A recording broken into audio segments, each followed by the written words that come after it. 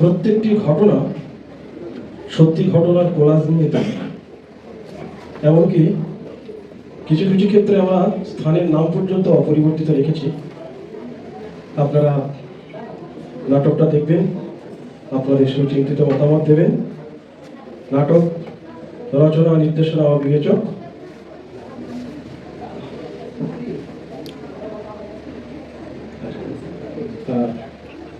Third bed.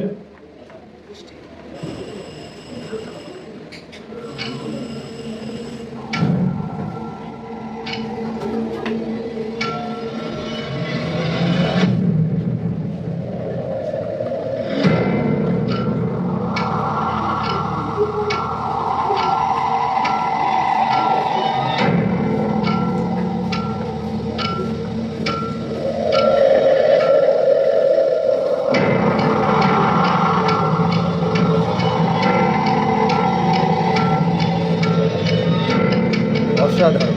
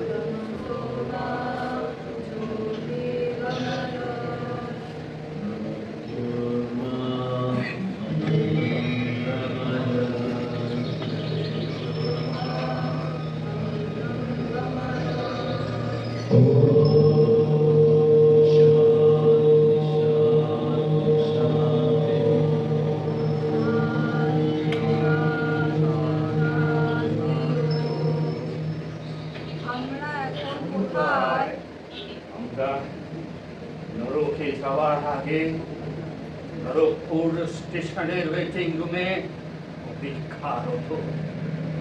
নরকেশ্বর এক্সপ্রেসের অপেক্ষায়। কিন্তু এখানে কেন? আমাদের তো সেখানে যাওয়ার কথা নয়।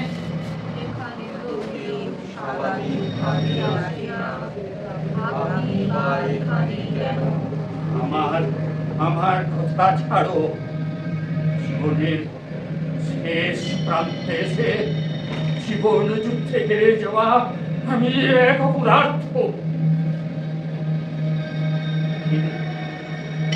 আমাদের তো এখন সেখানে যাওয়ার সময় হয়নি। তোমাদের জীবন তো শুরুই করবো না। ছোট ছোট ছেলে মেয়ে জীবন যুদ্ধে সামিল হওয়ার বয়সই হয়নি। তবে তোমরা কেন এখানে?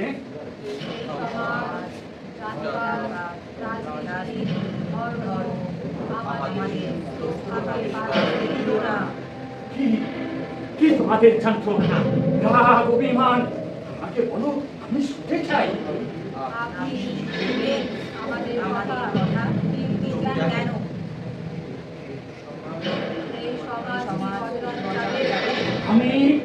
আমি চিৎকার করে তোমাদের রাগ, যন্ত্রণা, অভিমানের কথা এই আকাশে বাতাসে ছড়িয়ে দিব।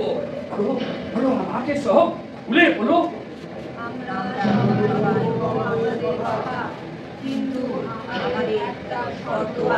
শর্ত? কি সে শর্ত?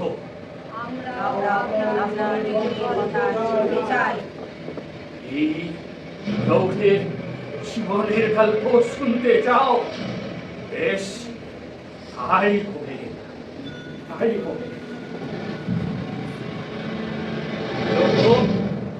খোকা, কিসের ব্যথা, কিসের যন্ত্রণা?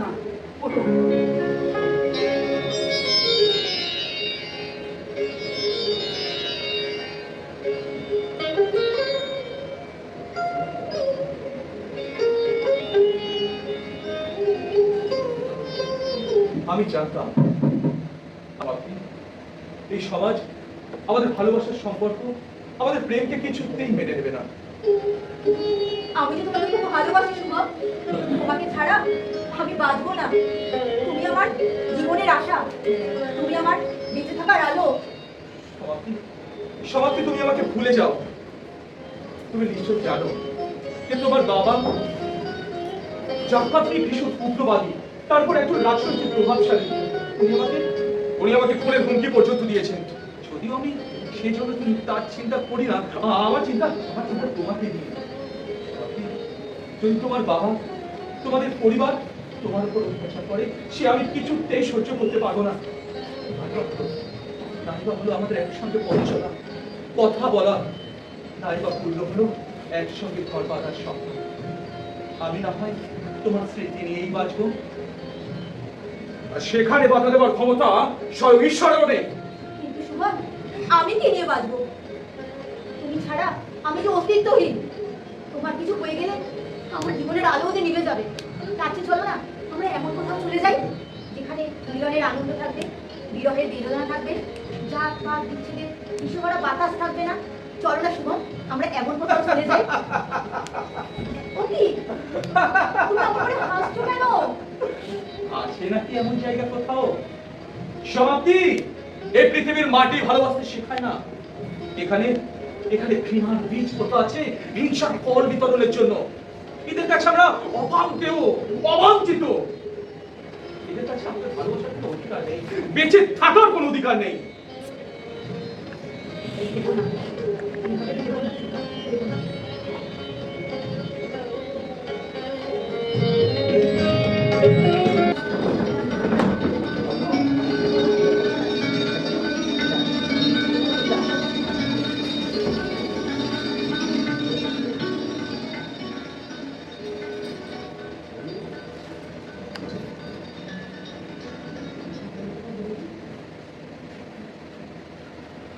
সুনন্দা, আপনি একটু দেরি হয়ে গেল। হ্যাঁ, সুনন্দা, দেরি হয়ে গেল আসতে। এসো এসো, বসো বসো। রাস্তায় ভীষণ জ্যাম। দাদার মন মেজাজ ঠিক ভালো মনে হচ্ছে না তো। না না, তা নয়, এই তোমাদের কথাই ভাবছিলাম। তা বলো, সব ঠিক তো? আরে আমরা তো আসবোই, যতই আমরা বিরোধী হই না কেন। আসলে তো আমরা সবাই এক, ঠিক কিনা বলো? একদম ঠিক। এখানে অস্বীকার করার কোনো উপায় নেই। দাদা একটু চাপে মনে হচ্ছে, চাপে আছে। তা তো একটু আছি চাপে। দেখো, রাজনীতি করি, রাজনীতির চাপ তো নিতেই হবে। কারণ আমরা তো পরের মাথায় কাঁঠাল ভেঙে খাওয়াটারই তো কাজ আমাদের। দাদা, কিসের চাপ? হ্যাঁ, রাজনীতি করলে তো একটু দু চাপ নিতেই হবে।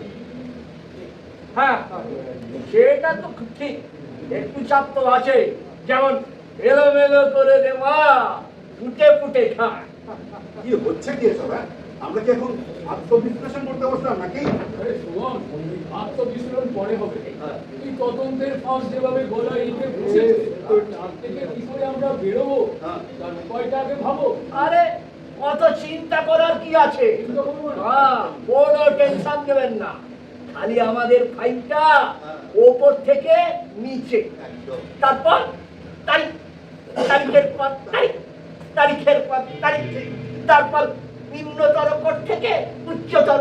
তার মানে উচ্চতম। ব্যাপারটা তো সহজ হবে না, এভাবে তোমরা বলছো। ব্যাপারটা তো সহজ হবে না, অত চিন্তা করবে না। আমরা রাজনীতি করে না, ব্রিটিশ পলিসি অ্যাপ্লাই করি, ডিভাইড অ্যান্ড রুল। এই মানুষে মানুষে একটু লড়িয়ে দাও, তাতে সুশ্রী দাও। তারপরে একটু ধর্মের রাজনীতি করো, তারপরে দেখবেন সব। আচ্ছা দাদা, আসল কথা বলুন তো, আপনার সমস্যাটা কি? দেখো, সমস্যাটা সম্পূর্ণ পারিবারিক।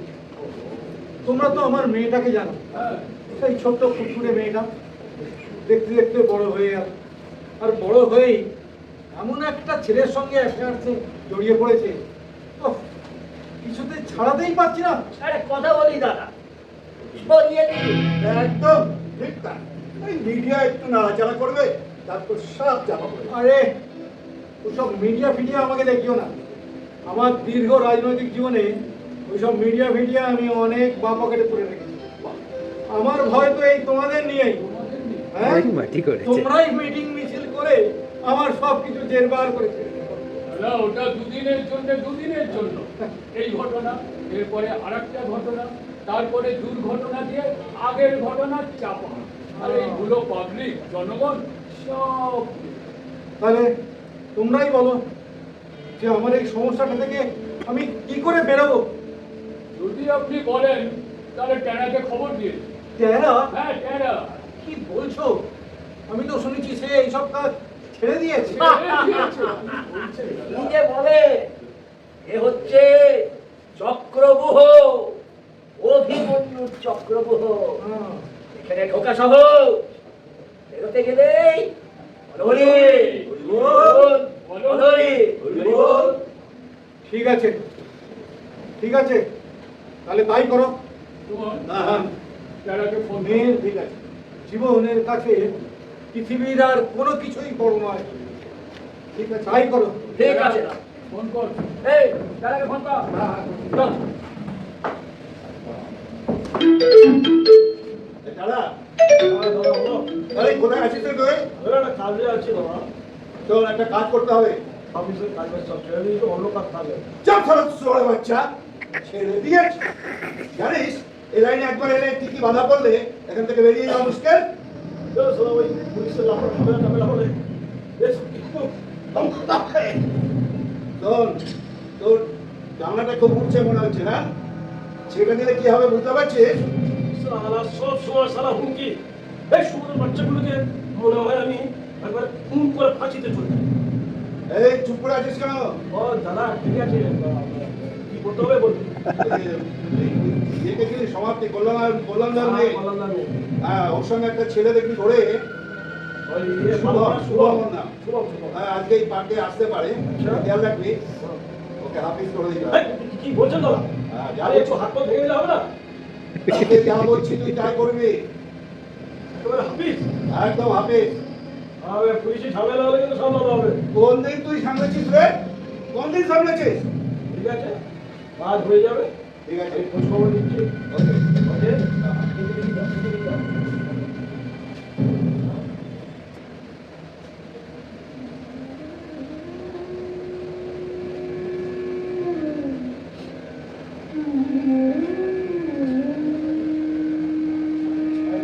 বুলেট, বুলেট, আছে তো?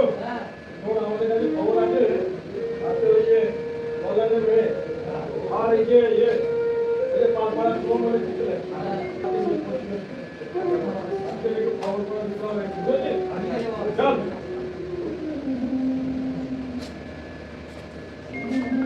কি হলো ভাই? হ্যাঁ?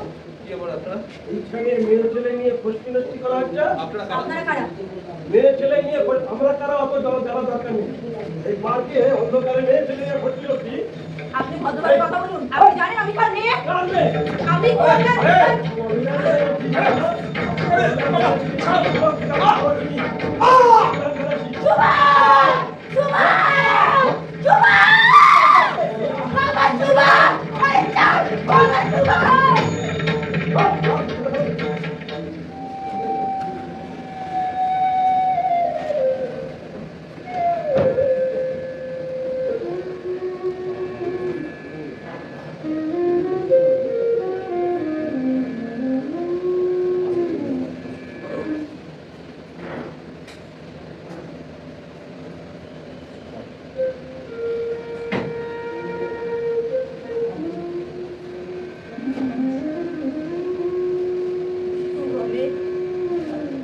যখন খবর আসে আমার জীবনটা আমার আর মনে হলো না।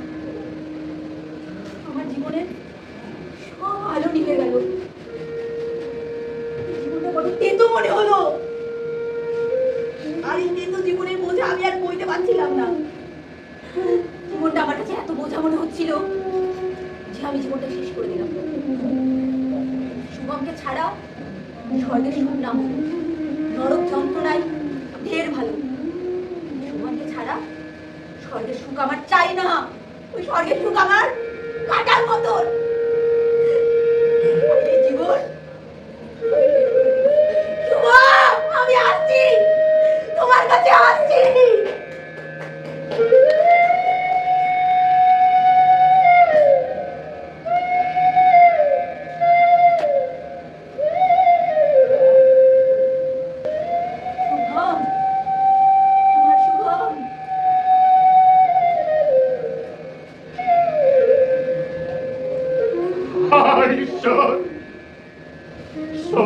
নাকি তোমার সন্তান আছে, তবে কেন এরা এইভাবে বলি হলো বলো?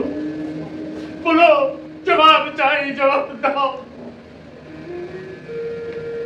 তোমার কাছে কোনো জবাব নাই, কোনো জবাব নাই।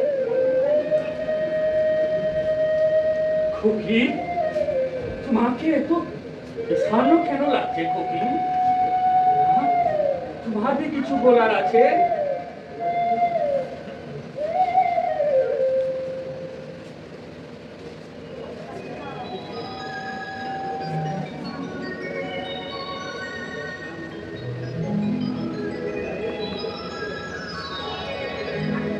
আমি ঐন্দ্রিলা রায় চৌধুরী। আমার জীবনেও প্রেম এসেছিল, হই হই করে প্রেম এসেছিল। মনের আকাশে অরাম্ভ রং ছড়িয়ে শব্দ রঙের সমাহারে জীবন হয়ে উঠেছিল রঙিন, যেখানে মনে হতো চির বসন্ত বিরাজ করছে। মনের কমতিতে কমতিতে বেজে উঠেছিল রবি ঠাকুর।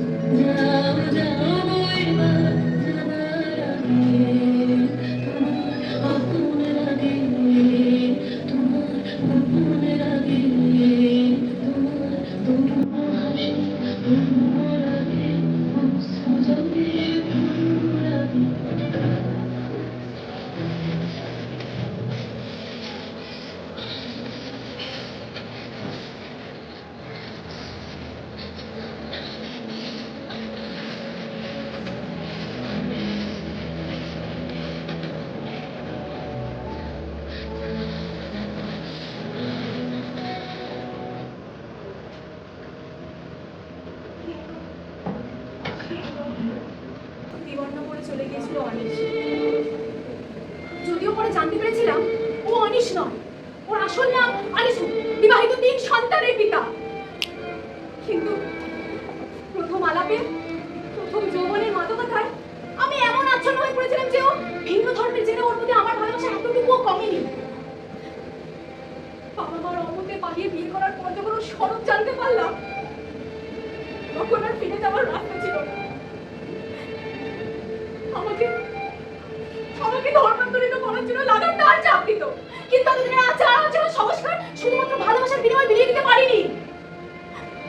শুরু হলো অগত্য অত্যাচার, দিনের পর দিন, মাসের পর মাস। আমি অত সত্য ছিলাম, আমাকে ছাড় দেয়নি।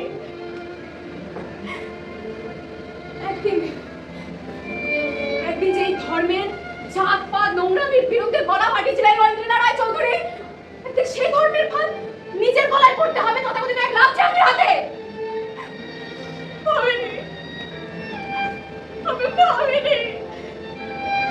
আমি হারিয়ে গেলাম দেহাদের নির্মম পেছনে। আমার গর্ভস্থ সন্তানও জানতে পারতো না যে কেন এই পৃথিবীর আলো দেখতে পেল না, কেন এই পৃথিবীর আলো দেখতে পেল না, কেউ জানতো না।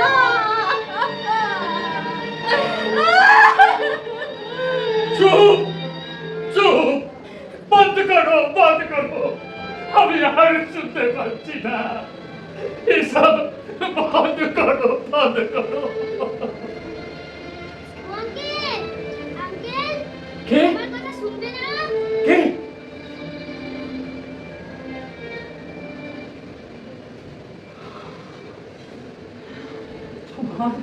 তোমার কিছু বলার আছে? এইটুকু বয়স, এত ছোট। এসো এসো এসো খুকি, তুমিও বলো, তুমিও বলো।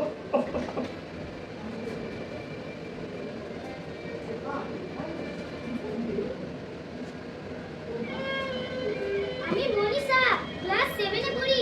সেদিন টিউশনি শেষে প্রচন্ড বৃষ্টি পড়ছিল, তার সঙ্গে সঙ্গে মুহূর্ত বজ্রপাত। আমার না ভীষণ ভয় করছিল। হঠাৎ দেখি আমাদের পাড়ার সন্দীপ বাবু। আমি ভালোই চিনতাম সন্দীপ বাবুকে, আমার বাবার সাথে দাওয়া খেলতো, নানা আছে আমাকে আদরও করতো। আমাকে এসে বলল মায়ের শরীরটা খারাপ, তাই নিতে এসেছি। মা যে কিছুদিন আমাদের বাড়িতে আসা ছেড়ে দিয়েছে।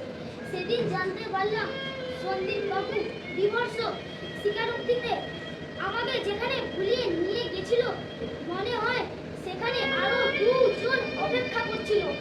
পায়ে থামার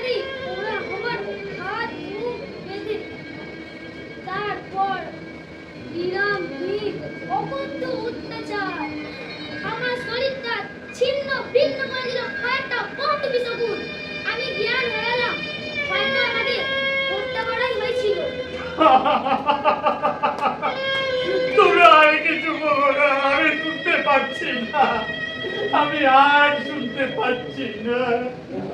আমরা যে আমাদের কথা বলতে চাই, শোনাতে চাই আমাদের কথা।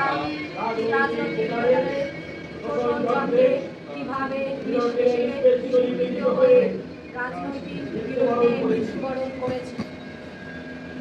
আমি পোস্ট গ্রাজুয়েট, আমার চাকরি নেই। আমি ইঞ্জিনিয়ার, আমার কর্মসংস্থান নেই। অসাধারণ। আমরা সবাই রাজনীতি মেলাকে তৈরি করা রাজনৈতিক উন্নয়নের চরম লালসার শিকার। আমাকে তোমরা হত্যা করেছো, তাই আজ আমরা পোস্টমর্টম লাইনে অপেক্ষারত। আমাদের লাশের পচা গন্ধ তোমাদের বিবেকের নাসারন্ধ্র সহ্য করতে পারবে না।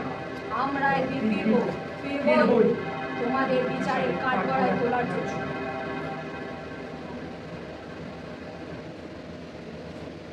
আমি হাতরসের গণধর্ষিতা। আমাকে প্রকাশ্য দিবালোকের আলোয় ধর্ষণ করে আমার দেহকে পুড়িয়ে হত্যা করেছে।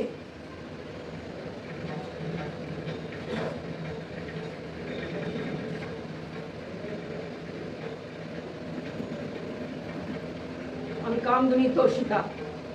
আমার রাজ্যে প্রকাশ্য দিনের বেলাতেও আমি সুরক্ষিত ছিলাম না।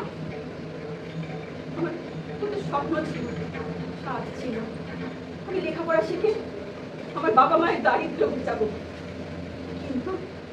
কিন্তু আমার সেই স্বপ্নকে ধূলিসাৎ করে দিল কিছু রাজনৈতিক মদত পুষ্ট একদল নারী মাংস লোভী নরপিশাচের দল। আয়নার মতো ঝাঁপিয়ে পড়লো আমার ওপর, খুবলে খুবলে খেলো আমার নারী শরীরে নরম ফেলা মাংস। আচ্ছা, আয়নাও কি এর থেকে নৃশংস হতে পারে? তারা তো খিদে পেলে খায়, তারা বাঁচার জন্য খায়, কিন্তু এরা আদিম তৃপ্তির উল্লাসে ছিন্ন ভিন্ন করলো আমার এই সযত্নে রাখা নারী শরীর। আমার অর্ধ চিৎকারে ওদের অপার আনন্দ, যত চিৎকার তত আনন্দ। আনন্দ পেতে ওরা আমার দুটো পা দুটিকে টেনে ছিঁড়ে দিয়েছিল।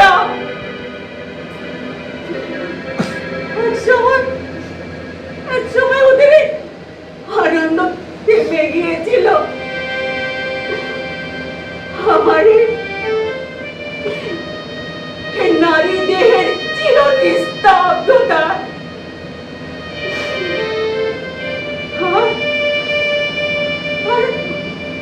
আমাকে ওরা ফেলে গেল বেওয়ারিশ লাশের মতো রাস্তার এক পাশে। তাই আমি আজ সব ঘরের বাসিন্দা।